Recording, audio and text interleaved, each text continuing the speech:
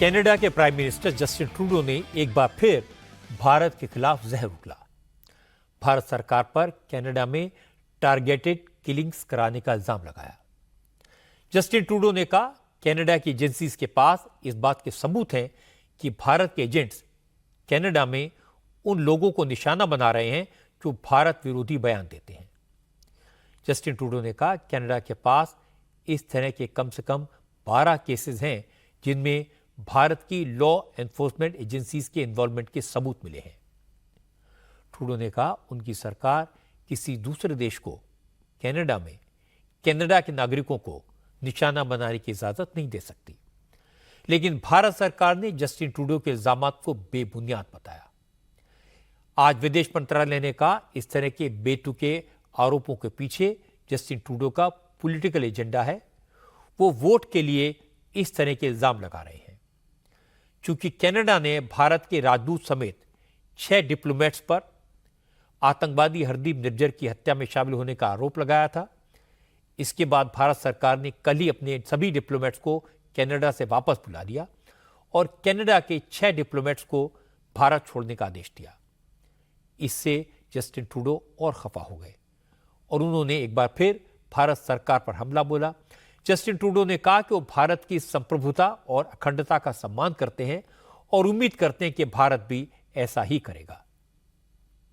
As the RCMP commissioner stated earlier, they have clear and compelling evidence.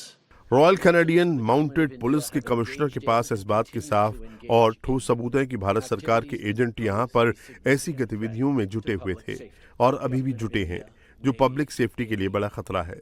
Bharat सरकार ने ये सोचकर बुनियादी गलती की है कि वो कनाडा की धरती पर कनाडा के लोगों के खिलाफ आपराधिक गतिविधियों का समर्थन कर सकते हैं, चाहे ये हत्या हो या जबरन वसूली। ये किसी भी सूरत में मंजूर नहीं है। कनाडा भारत की संप्रभुता और अखंडता को पूरी तरह से स्वीकार करता है और उसका सम्मान करता है और इसीलिए हम उम्मीद करते हैं कि भारत भी ऐसा ही करेगा।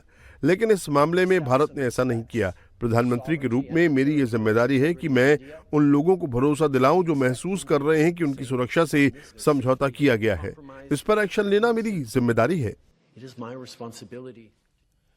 हालांकि जस्टिन ट्रूडो के बयान पर विदेश मंत्रालय ने कड़ी प्रतिक्रिया दी। विदेश मंत्रालय ने कहा, जिन डिप्लोमेट्स पर कनाडा ने इल्जाम लगाए हैं उनका 38 साल का लंबा बेदाग करियर है। ऐसे डिप्लोमेट्स पर बेबुनियाद और झूठे आरोपों को भारत कतई बर्दाश्त नहीं करेगा। इस मामले में केंद्रीय मंत्री और फॉर्मर डिप्लोमेट हरदीप पुरी ने कहा, वो भी डिप्लोमेट के रूप में कनाडा में रहे हैं। उन्हें मालूम है कनाडा किस तरह से भारत विरोधी ताकतों को खुलेआम सपोर्ट करता है। हरदीप पुरी ने कहा कि कनाडा के आरोपों पर विदेश मंत्रालय का जो स्टैंड है वो बिल्कुल सही है। भारत ऐसे बेबुनियाद इल्जाम लगाए जाने का बिल्कुल सपोर्ट नहीं कर सकता। Any representative should be a matter of concern for all governments. प्रतिनिधि कोई हो, वो भी सभी सरकारों के लिए चिंता का विषय होना चाहिए और मैं ये बात निजी तौर पर बोल रहा हूँ। मुझे महात्रे के केस के बारे में पता है। उसके बाद मैंने उस देश में काम किया था। मैंने भारत का प्रतिनिधित्व करने वाले लोगों के लिए खतरों को भी देखा है। ये बात समझ से परे है कि अभिव्यक्ति की स्वतंत्रता के नाम पर आप सोशल मीडिया में किसी मिशन हेड की तस्वीर की परमिशन कैसे दे सकते हैं। ऐसे मामलों में हमारी प्रतिक्रिया कठोर रही है। उन्हें इसका एहसास तब होगा जब हम अपनी प्रतिक्रिया को सही से रखना शुरू करेंगे। वैसे विदेश मंत्रालय ने जो बयान दिया है वो गौरवान्वित करने वाला है। कनाडा के प्राइम मिनिस्टर इस बात को अच्छी तरह जानते हैं कि उनका मुल्क भारत विरोधी खालिस्तानियों और पाकिस्तानियों की एक्टिविटी का अड्डा बन चुका है।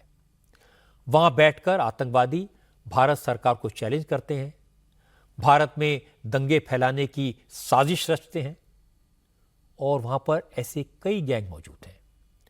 कई बार ये गैंग आपस में एक दूसरे से लड़ते हैं, खून खराबा करते हैं।